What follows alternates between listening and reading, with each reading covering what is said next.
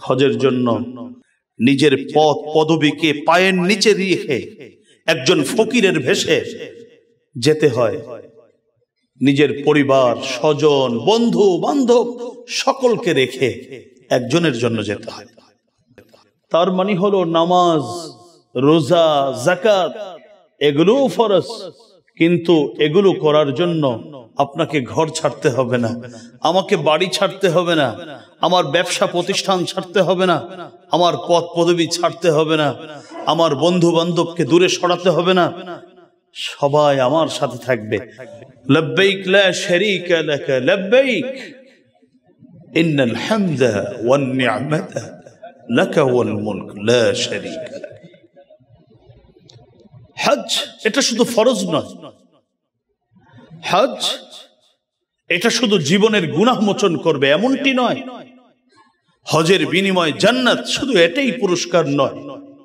হজটা হচ্ছে এমন একটা ইবাদত, যে ইবাদতের মাধ্যমে বান্দা তার মনের মধ্যে যে আমার আল্লাহর প্রতি অগাধ ভালোবাসা, আমার আল্লাহর প্রতি যে তার মহাব্বতের কোনো কমতি নেই, এটা প্রকাশ করবার এর থেকে মুখ্যম ইবাদত, এর থেকে উপযোগী কোন ইবাদত জমিনের উপরে আসমানের নিচে আছে বলে আমার জানা নেই।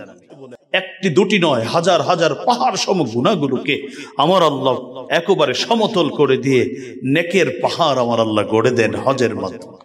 হজ এমন একটি ইবাদত যেটাকে আশিকানা ইবাদত বলা হয়, যে ইবাদতের মধ্যে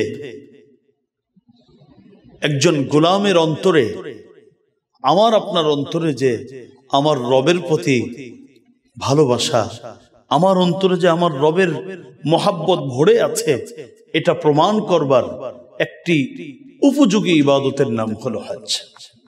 এটা হলো একটি প্রেমময় ইবাদত, যে ইবাদতের শুরু থেকে শেষ পর্যন্ত আমি আপনিও যে আমার আল্লাহকে ভালোবাসি, আল্লাহ যে আমাকে ভালোবাসেন, আল্লাহ যে আমাকে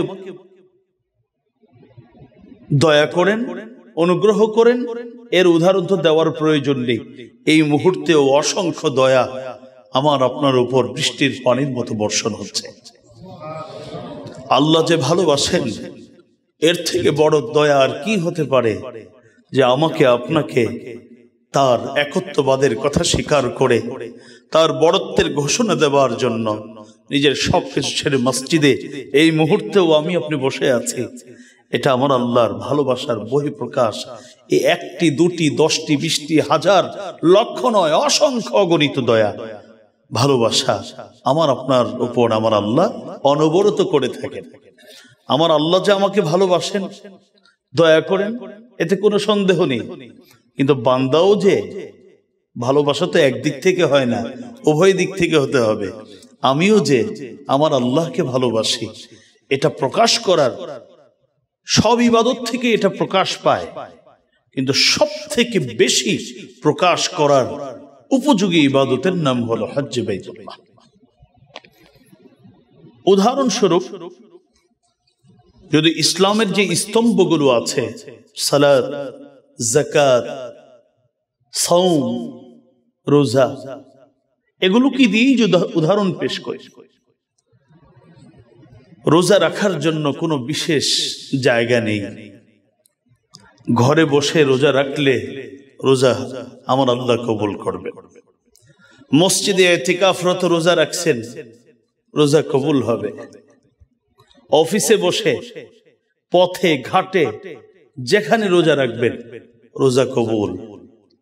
কোনো মানুষ যদি চায় যে আমি আমার পরিবারের সাথে থেকে, আমি আমার জীবনের কষ্টার্জিত অর্থে নির্মিত বাড়িতে বসে বসে রোজা রাখবো, রোজা কবুল হবে না? অবশ্যই কবুল হবে। অর্থাৎ একজন মানুষ তার পরিবার, তার প্রতিষ্ঠান, তার ঘর বাড়ি, তার স্বজন সকলকে নিয়ে বসে ইবাদত করার সুযোগ আছে রোজার ক্ষেত্রে। বিপরীত দিক থেকে হজ, হজের জন্য ছেড়ে দিতে হয় নিজের সেই ভালোবাসায় জর্জরিত বাড়িটা ছেড়ে দিতে হয়, নিজের গাড়িটা ছেড়ে যেতে হয়, নিজের ব্যবসা প্রতিষ্ঠান রেখে যেতে হয়, নিজের পদ পদবীকে পায়ের নিচে রেখে একজন ফকিরের ভেষে যেতে হয়, নিজের পরিবার, স্বজন, বন্ধু বান্ধব সকলকে রেখে একজনের জন্য যেতে হয়। কি আশ্চর্য! এটাও ফরজ, সবাইকে নিয়ে করেন, হয়ে যাবে। যাকাত একই অবস্থা, সবার সাথে থেকে আপনি যাকাত আদায় করতে পারবেন। নিজের ঘরে, নিজের ব্যবসা প্রতিষ্ঠানে, নিজের কর্মস্থলে বসে বসে যাকাত আদায় করা যায়। এমনকি নামাজও যদিও পুরুষের জন্য মসজিদে এসে নামাজ পড়া সুন্নতে মুআক্কাদা, কিন্তু কেউ যদি বিশেষ প্রয়োজনে বাসায় জামাতের সাথে আদায় করে তাহলে কিন্তু নামাজ আদায় হয়ে যাবে। এমন অনেক মানুষ আছেন যাদের বাড়িতেই কি আছে, মসজিদ রয়ে গেছে। যদিও এখন এগুলো হারিয়ে যাচ্ছে। আপনারা যখন প্রত্যেকের বাড়িতে, গ্রামে বাড়িতে আগে দেখতাম যে বাড়ির ঘাটার মধ্যে একটা মসজিদ আছে, ছোট পাঞ্জেগানা মসজিদ, আর এখন সব হয়। কিন্তু নামাজের জায়গাটাকে যে এত অবহেলা কেন করি এটা আল্লাহ ভালো জানেন। আমার মাঝে মধ্যে খুব আফসোস হয়। বিশাল সুরম্য বিল্ডিং, 50,000 60,000 স্কোয়ার ফিটের একটা ফ্লোর আছে, যেখানে টয়লেটের জায়গা আছে, ধূমপানের জায়গা পর্যন্ত আছে, কিন্তু মুসলমান সে নামাজের জায়গাটা করতে পারেনি। আমি মনে করি এটা আমাদের চরম ব্যর্থতা। এগুলি আমাদের অধপতন, অশান্তির মূল কারণ, যে আমরা এগুলো থেকে দূরে সরে যাচ্ছি। তো কোনো ব্যক্তি যদি চায় যে আমার বাসায় একটা মসজিদ থাকবে, বাড়িতে একটা ছোট নামাজ ঘর থাকবে, যেখানে একজন ইমাম থাকবে, যাতে করে আমার 7 বছর 8 বছরের বাচ্চাটাও নামাজের কি হয়, প্রশিক্ষণ পেয়ে যায়। সন্তান পরিবারের সাথেও যদি কেউ নামাজ পড়ে, নামাজ আদায় হবে না? ব্যবসা প্রতিষ্ঠানে নামাজ ঘর করেছে, নামাজ হয়ে যাবে। তার মানে হলো নামাজ, রোজা, যাকাত এগুলোও ফরজ, কিন্তু এগুলো করার জন্য আপনাকে ঘর ছাড়তে হবে না, আমাকে বাড়ি ছাড়তে হবে না, আমার ব্যবসা প্রতিষ্ঠান ছাড়তে হবে না, আমার পদ পদবি ছাড়তে হবে না, আমার বন্ধু বান্ধবকে দূরে সরাতে হবে না, সবাই আমার সাথে থাকবে।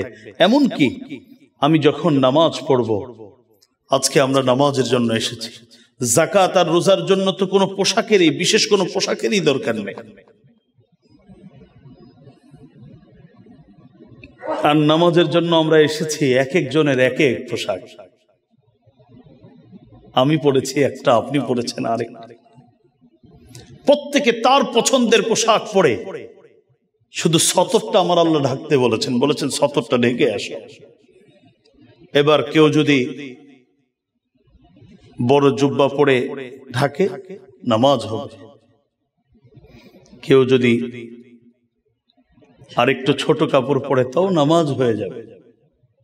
যদিও আদব হচ্ছে পুরো হাত ঢেকে সুন্দর একটা পোশাক পরে, যেই পোশাকে ভালো সমাজে যাওয়া যায় এমন একটা পোশাক পরে এরপরে নামাজ পড়া। কিন্তু পোশাকটা আমার আল্লাহ নিজে পছন্দ করেননি, বলেছেন তুমি তোমার পছন্দ অনুযায়ী একটা পোশাক পরে পবিত্রতার সাথে আমার সামনে দাঁড়িয়ে যাও। বিপরীত দিক থেকে হজ, সুবহানাল্লাহ ওয়া বিহামদিহি, আপনি আমি হজে যাব, পোশাকটা আমার আল্লাহ বললেন পোশাক আর তোমার পছন্দ হবে না, তুমি আমার মেহমান, তো পোশাকটা আমার পছন্দ অনুযায়ী পরো। তুমি তোমার জন্য তোমার শরীরের মধ্যে যেই সাজ সজ্জাগুলো তুমি বিভিন্ন সময় ধারণ করতে, গ্রহণ করতে, এগুলোকে ছেড়ে দাও, সব বাদ দাও। এমনকি পায়ের স্যান্ডেলটা পর্যন্ত তোমার পছন্দ অনুযায়ী হবে না, আমার পছন্দ অনুযায়ী। আমার রাসূল তোমাদেরকে শিখিয়ে দিয়েছেন কোন পোশাকে যেতে হবে। একজন মানুষকে পরিবার, স্বজন, বন্ধু বান্ধব 50 বছর কষ্ট করে যে ফ্ল্যাটটা বানাইছে, বাড়িটা, ওইটাও ছাড়ো, গাড়িটা ছাড়ো, প্রতিষ্ঠান ছাড়ো, নিজে তুমি আলেম, তুমি ওই পদের অধিকারী, সব পদগুলোকে পায়ের নিচে ভুলুণ্ঠিত করো, পায়ে চাপা দিয়ে একজন ফকির হয়ে তুমি আমার কাছে আসো। আমার কাছে যে আসবে, তোমার মুখের কথা সেটাও আমার পছন্দের কথা হতে হবে। আমি যেটা শিখিয়ে দিব তুমি শুধু সেটাই বলতে বলতে আসবে। এখন তো 6 ঘন্টা 7 ঘন্টায় আমরা প্লেনের মাধ্যমে আগে পরে মিলে 15 ঘন্টায় আমরা পৌঁছে যাই, কিন্তু যখন 3 মাস 6 মাসে যাওয়া লাগতো তখনও কিন্তু 6 মাস যাবত একটা কথাই বলবা, ডান বাম না, লব্বাইক আল্লাহুম্মা লব্বাইক, লব্বাইক লা শারীকা লাকা লব্বাইক, ইন্নাল হামদা ওয়ান নি'মাতা লাকা ওয়াল মুলক লা শারীকা লাক।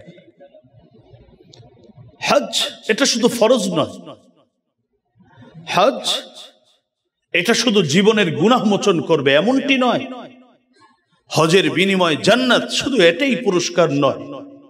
হজটা হচ্ছে এমন একটা ইবাদত, যে ইবাদতের মাধ্যমে বান্দা তার মনের মধ্যে যে আমার আল্লাহর প্রতি অগাধ ভালোবাসা, আমার আল্লাহর প্রতি যে তার মহাব্বতের কোনো কমতি নেই, এটা প্রকাশ করবার এর থেকে মুখ্য ইবাদত, এর থেকে উপযোগী কোন ইবাদত জমিনের উপরে আসমানের নিচে আছে বলে আমার জানা নেই।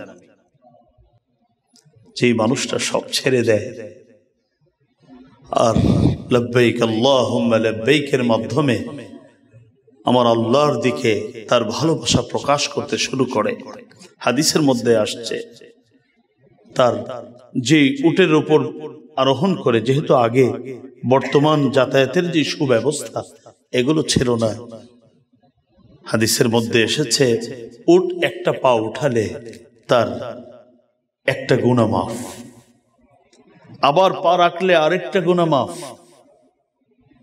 এভাবে করে আল্লাহ রাব্বুল আলামিন একদিকে গুনাহ মোচন, আরেক দিক থেকে তাকে নেকি প্রদান, অর্থাৎ পাহাড় সম, একটি দুটি নয়, হাজার হাজার পাহাড় সম গুনাহগুলোকে আমার আল্লাহ একেবারে সমতল করে দিয়ে নেকের পাহাড় আমার আল্লাহ গড়ে দেন হজের মাধ্যমে।